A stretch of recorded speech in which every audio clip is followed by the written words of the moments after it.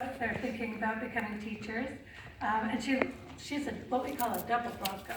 So she received her bachelor's here in environmental science and her master's in teaching.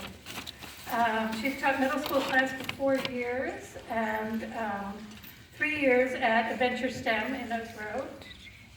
She teaches science versus a problem-based learning method, which we all know is probably the best way to teach science. And she organizes students in collaborative groups to solve real-world problems and scenarios.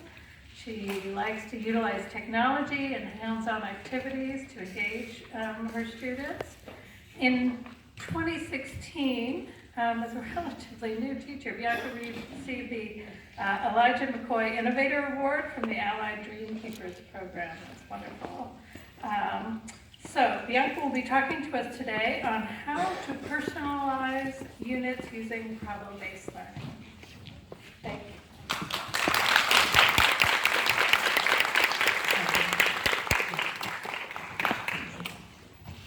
Thank you. I am very blessed and honored to be here today. I would like to present you with the following scenario.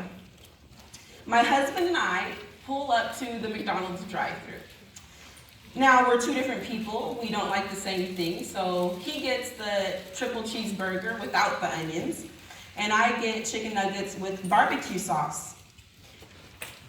In the consumer society that we live in, it is very important to personalize a consumer experience to maximize sales, of course, and to make sure that consumers want to come back. However, McDonald's normally serves maybe 1, 2, or 3 orders at a time. Now imagine one McDonald's employee having to take simultaneously 30 to 35 orders and give out simultaneously 30 to 35 orders. And everybody wanted something different. Could that one McDonald's employee accomplish such a feat? Teachers can, and we do. Fellow educators, I am here to add yet another tool to your tool belt. Project-based learning is a great way to meet a variety of standards at the same time, as well as increase student engagement and help them retain their learning. Now, maybe you've heard of this already. It's not very new. But maybe you felt like I did. I thought it was confusing. It seemed kind of hard to implement. I didn't know how to implement it very well. And I said, wait, what? Give control to my students? Let them control their learning? It'll be chaos. Yes, you do have to trust your students, but I promise it is worth it once you see how much they retain their learning and how engaged they get and creative. I want to say that you can personalize PBL to your comfort level as well. So you can have a lot of control with your projects, as I'll be showing you today, or you can give students a little bit more reign and control on their own. The first project I want to share is one where I took a lot of the control, and it's the 6th grade Penguin home unit that I did with my students. Now, before I get started, I want to give credit where credit's due. I did get this resource from the National Science Foundation, and the picture on the right is the exact resource I used for all my lessons and to develop this project that I did. We started this unit off in the beginning of the year, hence why I wanted to have a lot of control over the project. So we had just finished class expectations, reviewing the scientific method. And yes, as you can see, this project only took 15 days. That's including all my lessons on heat. So it happened pretty rapidly. These are all the standards I covered. I covered the next generation science standards. I covered some Common Core standards. I covered engineering standards, all in 15 days with this unit. So we first began with reading an article about the Adelie penguins in Antarctica and their needs. And basically we found out that their needs were they needed a cool and dry place to lay their eggs. So my students started thinking of how we could help these penguins. So they said we should build a shelter. And if they did not say that, I would have gently guided them to that idea. And this is one way you can have control over your project-based learning. You can have them say, hey, why don't we make a penguin house? So I gave them that idea. And then I gave them some constraints, so they couldn't cheat and use an ice pack to keep their penguin egg cool. They could not cheat like that. And then I taught lessons about thermodynamics, insulators, conductors, how heat behaves, how the molecules behave when heat is added or taken away. Yes, that was all in the 15 days. I want to remind you about that. Then students got together with their team that I made their teams, and students brainstormed their ideas and they made a pre-build.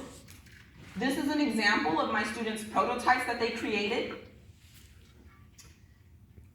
And this is the example of what they came up with at the end.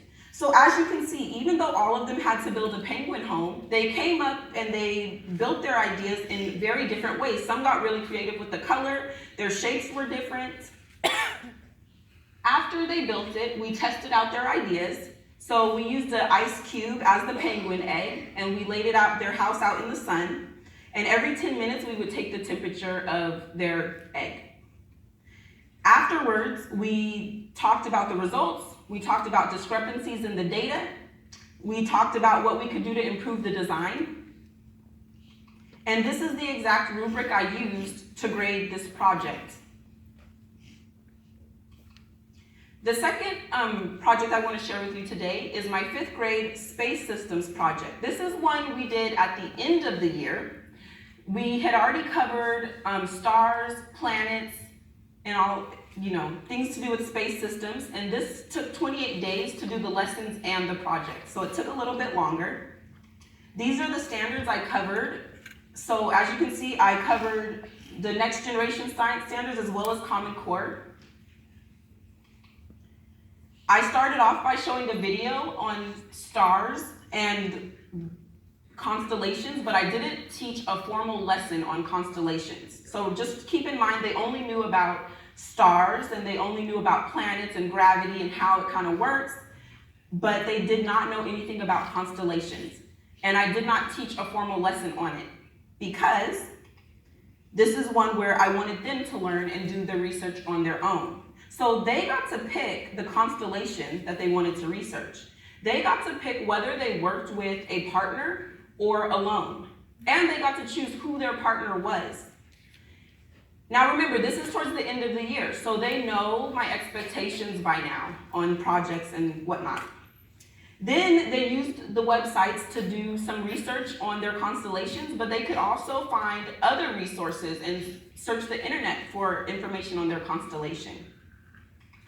In addition to choosing their partner, the constellation, and all of that, they also got to choose how they would show this information. So they could choose a pop-up book, a website, or a video.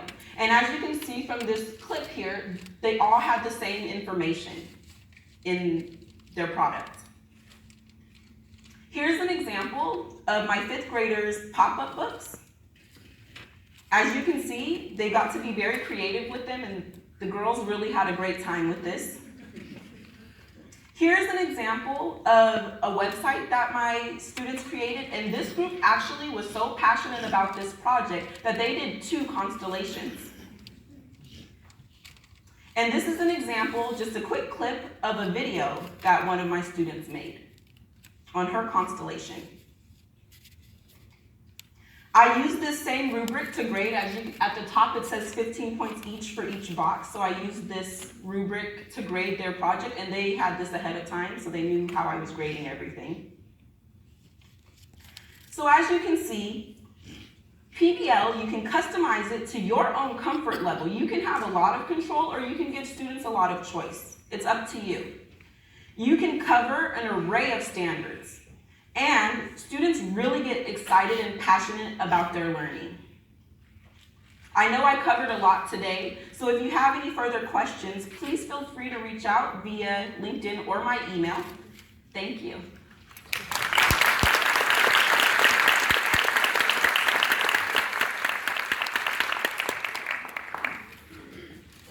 Thank you, Bianca.